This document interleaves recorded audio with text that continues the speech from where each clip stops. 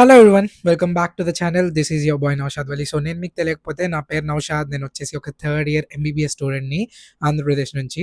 So ఈ వీడియోలో HMPV, human metapneumo virus, మీరు న్యూస్లో ఇప్పుడు చూస్తున్నారేమో, ఫుల్ హల్చల్ చేస్తుంది. చైనాలో అవుట్ బ్రేక్ వచ్చిందంట, మళ్ళీ లాక్డౌన్ వస్తుందంట, కోవిడ్ లైక్ సిమ్టమ్స్ ఉంటాయంట, డేంజరస్ అంట అని చెప్తున్నారు. సో అది ఎంతవరకు కరెక్ట్ అనేది నేను నా రీసెర్చ్ చేసి నేను మీకు చెప్తున్నా. సో ఈ వీడియో మీకు ఇన్ఫర్మేటివ్ అనిపిస్తే లైక్ చేయండి అండ్ ఆల్సో షేర్ చేయండి. బికాజ్ న్యూస్ ఛానల్స్ చాలా మిస్ఇన్ఫర్మేషన్ని స్ప్రెడ్ చేస్తున్నాయి. ఈ వీడియోలో నేను ఉన్నది ఉన్నట్టు చెప్తా. హెచ్ఎంపీవి గురించి ఎంత రిస్కీ అండ్ ఏం ప్రికాషన్స్ తీసుకోవాలి, ఎవరు జాగ్రత్తగా ఉండాలి అనేది. సో వితౌట్ ఎనీ ఫర్దర్ అడు let's get in to the video. So ఈ హ్యూమన్ న్యూమో మెటా వైరస్ అనేది కొత్త వైరస్ ఏం కాదనమాట. ఫస్ట్ 2001లో నెదర్లాండ్స్లో అయితే కనిపెట్టారు. దానికి ముందు నుంచి కూడా ఉంది అని చెప్తున్నారు, ఆల్మోస్ట్ 1960s 1980s నుండి. బట్ అఫీషియల్గా కనిపెట్టింది అయితే 2001 నెదర్లాండ్స్లో. ఆ తర్వాత కూడా చైనాలో అక్కడక్కడక్కడ కనిపిస్తూ ఉంటుంది ఫ్రీక్వెంట్గానే. బట్ పెద్ద అవుట్ బ్రేక్లో అయితే ఎప్పుడు రాలేదనమాట. ఇదే ఫస్ట్ టైం. అంటే like out break in the sense, ఒక క్లస్టర్ ఆఫ్ పీపుల్ కంటే, ఇప్పుడు ఒక సిటీ ఉందనుకోండి, ఆ సిటీలో ఎక్కువ మందికి ఒకేసారి ఆ వైరస్ కానీ ఏదైనా డిసీజ్ వస్తే దాన్ని అవుట్ బ్రేక్ అని పిలుస్తారనమాట. సో అవుట్ బ్రేక్లో అయితే ఇప్పుడు దాకా ఎప్పుడు రాలా. బట్ ప్రస్తుతానికి చైనాలో అయితే కొంచెం అవుట్ బ్రేక్ సిచ్యువేషన్ ఉంది అని అయితే చెప్పారు. సో ఈ వైరస్ డేంజరస్ అంటే, జనరల్గా ఏ వైరస్కైనా, బ్యాక్టీరియాకైనా, లేకపోతే దేనికైనా కూడా ట్రాన్స్మిషన్ అనే ఒకటి ఉంటుంది అనమాట. అంటే అది మనకి వేరే జనాలకి ఎలా వెళ్తుంది అనేది. సో సేమ్ కోవిడ్ లాగే ఉంటుంది అనమాట దీని ట్రాన్స్మిషన్స్ కూడా. లైక్ మనం దగ్గితే కానీ, లేకపోతే మన ముక్కులో నుంచి మ్యూకస్ అంటే జలుబు వల్ల కానీ, లేకపోతే లైక్ మనం మాట్లాడుతున్నప్పుడు తుప్పర్లు పడతాయి కదా, సో వాటి వల్ల కానీ. ఇవి మేజర్ రీజన్స్. అంటే లైక్ ఈ తుప్పర్లు ఎక్కడన్నా పడి మనం మళ్ళీ చెయ్యి అక్కడ పెట్టి మళ్ళీ అవి ముక్కు దగ్గర పెట్టుకున్నా కానీ, సో అవి మేజర్ రీజన్స్. మీకు చెప్తున్నా, చాలా మంది చెయ్యి ఇలా పెట్టుకొని దగ్గుతారు కదా, అంటే ఇక్కడ కానీ ఇలా కానీ. Don't do that. బికాస్ మీరు మళ్ళీ అక్కడ తగ్గినప్పుడు అది బయటికి పడకపోవచ్చు, ఆ ఎయిరజాల్స్ లైక్ సలైవా ఏవైతే ఉన్నాయో కానీ. బట్ మళ్ళీ ఈ చెయ్యిని తీసుకెళ్ళి మీరు ఇక్కడే పెట్టుకుంటారు, ముక్కు దగ్గర రుద్దుతారు, ఇలా చేస్తారు. సో ఎవ్రీ టైం మీకు ఎప్పుడైనా దగ్గు వచ్చినప్పుడు కానీ, తుమ్ము వచ్చినప్పుడు కానీ, యూజ్ యువర్ ఎల్బోస్. ఇలా పెట్టుకుంటే బయటికి వెళ్ళదు, మనం ఎల్బోతో తుడుచుకోం కాబట్టి కొంచెం డిసీజ్ ట్రాన్స్మిషన్ అయితే తగ్గిద్ది అనమాట. సో బేసిక్గా డిసీజ్ ట్రాన్స్మిషన్ అయితే చెప్పా కదా, సలైవాస్ కానీ, మ్యూకస్ కానీ, అలా వాటి వల్ల మెయిన్గా. సో ఇది వచ్చేసి డిసీజ్ ట్రాన్స్మిషన్ గురించి.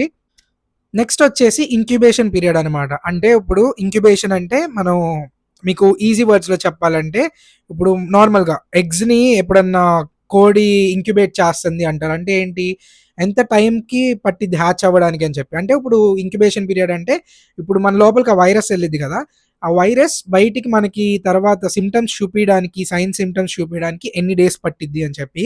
సో హ్యూమన్ మెటాన్యూమో వైరస్ యొక్క ఇంక్యుబేషన్ పీరియడ్ వచ్చేసి almost similar to COVID and upper respiratory tract infections ఏవైతే ఉంటాయో, like common cold, like due to rhinovirus and all, same వాటిలాగానే 3 to 6 days ఆర్ 1 week అనమాట.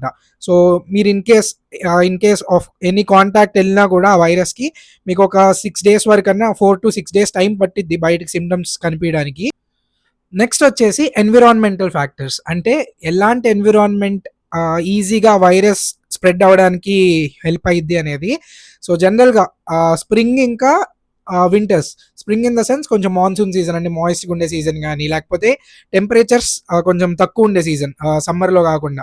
So ఇది జనవరి కాబట్టి, December జనవరి ఈ సీజన్స్లో మనకి గుర్తుందా, కోవిడ్ కూడా డిసెంబర్లో చైనాలో అవుట్ బ్రేక్ అయింది, ఆ తర్వాత ఇండియాలో వచ్చింది.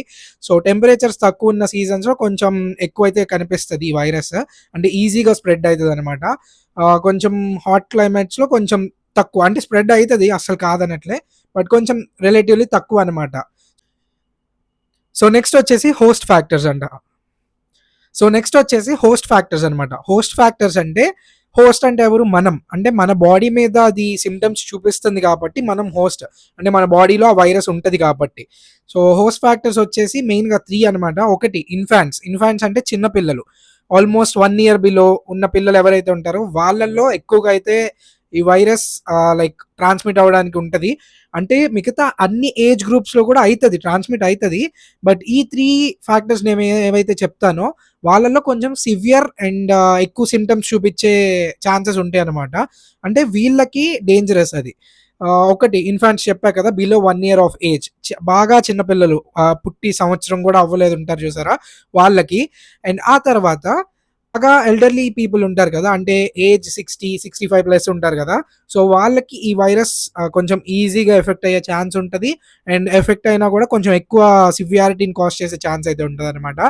అండ్ ఈ రెండు కాకుండా ఇమ్యూనో కాంప్రమైజ్డ్ పీపుల్, అంటే మన ఇమ్యూనిటీ కొంచెం వీక్ ఉంటుంది కదా కొంతమందికి. సో వాళ్ళల్లో కూడా కొంచెం సివియర్గా ఇది ఎఫెక్ట్ చేసే ఛాన్స్ అయితే ఉంటుంది. వీళ్ళని తప్పించి జనరల్ పాపులేషన్ కి పెద్ద ప్రాబ్లం ఉండదు. అంటే కోవిడ్ ఎలా అయితే జనరల్ పాపులేషన్ అందరికీ వచ్చింది అండ్ ఆల్మోస్ట్ చాలా మందికి ఎఫెక్ట్ చూపించింది కదా. సో హ్యూమన్ మెటాన్యూమో వైరస్ అయితే అలా కాదు. నేను ఇప్పుడు ఏ 3 అయితే హోస్ట్ ఫ్యాక్టర్స్ చెప్పాను, లైక్ బాగా చిన్నపిల్లలు, ఇన్ఫాంట్స్, లేకపోతే బాగా పెద్దోళ్ళు లైక్ 60-65 ప్లస్, లేకపోతే ఇమ్యూనో కాంప్రమైజ్డ్ పీపుల్, వీళ్ళకి మాత్రమే చాలా సివియర్ ఉండే ఛాన్సెస్ అయితే ఉంటాయి. మిగతా వాళ్ళు పెద్ద ప్రాబ్లం అయితే ఫేస్ చెయ్యరు. అంటే మరి కోవిడ్ లో చేసినట్టు చెయ్యరు. సో అంటే మీరు లాక్డౌన్లో ఎక్స్పెక్ట్ చేస్తున్నారేమో, చాలా మీమ్స్ చూస్తున్నా, అంత ఎక్స్పెక్ట్ చేయకండి. అంత సివియారిటీ అయితే ఏమి ఉండదు. న్యూస్ ఛానల్స్లో అలానే చూపిస్తారు భయపెట్టడానికి, మీరు అవన్నీ నమ్ముకున్నారంటే అమ్మేసుకోవడమే. సో యా, మరి అంత భయపడకండి, బట్ ప్రికాషన్స్ తీసుకోవాలి. బికాస్ అందరికీ ఎఫెక్ట్ అయ్యే ఛాన్స్ ఉంటుంది, irrespective of your age and like immunity. So yeah, that's host factors. Next వచ్చేసి సిమ్టమ్స్ అండ్ సైన్స్ మాట్లాడుకుందాం. సో ఈ డిసీజ్ నాకు వచ్చిందా, సిమ్టమ్ ఏంటి అంటే, సో ఈ హ్యూమన్ న్యూమో మెటా వైరస్ యొక్క సిమ్టమ్స్ అండ్ సైన్స్ అనమాట. సో అన్ని అప్పర్ రెస్పిరేటరీ ట్రాక్ట్ ఇన్ఫెక్షన్స్ లానే ఉంటాయి దీని సైన్స్ అండ్ సిమ్టమ్స్ కూడా. బికాజ్ ఇది కూడా one of the upper respiratory tract ఇన్ఫెక్షన్సే. అప్పర్ రెస్పిరేటరీ ట్రాక్ట్ ఇన్ఫెక్షన్స్ అంటే ఏంటి అంటారా, మీ కామన్ కోల్డ్ ఉంది, అది రైనో వైరస్ వల్ల వస్తుంది, లేకపోతే కోవిడ్-19, అవన్నీ సిమిలర్ సిమ్టమ్స్ ఉంటాయి. లైక్ జలుబు, దగ్గు, లైక్ లేకపోతే గొంతు పట్టేయడం, గొంతు నొప్పి, తలనొప్పి, లేకపోతే కొంచెం బాడీ పెయిన్స్ లైక్ ఒళ్ళు నొప్పులు అవన్నీ రావడం. సో ఇవి నార్మల్ సిమ్టమ్స్ అనమాట. కొంచెం జ్వరం ఉండడం. సో మీరు కోవిడ్ అప్పుడు ఏమేమి సిమ్టమ్స్ చూసారు, సిమిలర్ ఉంటాయి, బట్ అంత ఎఫెక్ట్ అయితే ఉండదు. చెప్తున్నా కదా, ఓన్లీ మరి ఇన్ఫాంట్స్ అయితే కానీ, ఓల్డ్ ఏజ్ కానీ, ఇమ్యూనో కాంప్రమైజ్డ్, ఈ 3 కేటగిరీస్ లో తప్ప నార్మల్ పబ్లిక్ కి అంత ప్రాబ్లం ఏం కాస్ట్ చేయదు మరి కోవిడ్-19 చేసినట్లయితే. ఫుల్ ఈ వీడియో మీకు యూస్ఫుల్ అయిందని కోరుకుంటున్నా. న్యూస్ ఛానల్స్ భయపెడుతున్నారు కదా, మరి అంత భయపెట్టడానికి ఏం లేదు, but still take precautions. Because నేను ఆల్రెడీ ఇండియాలో 3 కేసెస్ వచ్చాయని అయితే విన్నా. ఒకటి వచ్చేసి గుజరాత్ లో, అండ్ 2 వచ్చేసి మన కర్ణాటక బెంగళూరులో వచ్చినాయని విన్నా అనమాట. అది కూడా ఇన్ఫాంట్స్ కి, చిన్న పిల్లలకి, ఆల్మోస్ట్ ఒకళ్ళకి 3 మంత్స్, ఒకళ్ళకి 8 మంత్స్ అని అయితే విన్నా. చెప్పా కదా, ఓన్లీ ఇన్ఫాంట్స్ కి బాగా ఎఫెక్ట్ అవుతుంది అండ్ ఓల్డ్ ఏజ్ పీపుల్ కి. సో టేక్ ప్రికాషన్స్, మరీ లైట్ తీసుకోకండి. Take precautions in the sense, మీరు కోవిడ్కి ఏ ప్రికాషన్స్ తీసుకున్నారు, సోషల్ డిస్టెన్సింగ్ ఒక 6 feet అలాగా, లేకపోతే masks and all, sanitization and all. మరి అంత భయపడడానికి అయితే లేదు. హోప్ఫుల్లీ మరీ ఎక్కువ అవుట్ బ్రేక్లో అయితే రాదు అని అనుకుంటున్నా ఇండియాలో. యాజ్ ఆఫ్ నౌ వ్యాక్సిన్స్ ఏం లేవు, బికాజ్ ఈ వైరస్ ఇండియాలో కొత్తగా ఉంది అండ్ వేరే కంట్రీస్లో కూడా పెద్ద స్ప్రెడ్ ఏం లేదు. వేరే స్ట్రెయిన్స్కి ఏమి మారకపోతే పెద్ద ప్రాబ్లం ఉండదు, ప్రెసెంట్ ఉన్న స్ట్రెయిన్ ఉంటే. సో యా, ఐ హోప్ఫుల్లీ ఈ వీడియో నచ్చిందని కోరుకుంటున్నా. ఎన్నో ఇలాంటి ఇన్ఫర్మేటివ్ వీడియోస్ చూడాలి అని కోరుకుంటే మన ఛానల్ సబ్స్క్రైబ్ చేసుకోండి. So this is your boy Naushad Ali, signing off for this video. Meet you in the next one. Bye.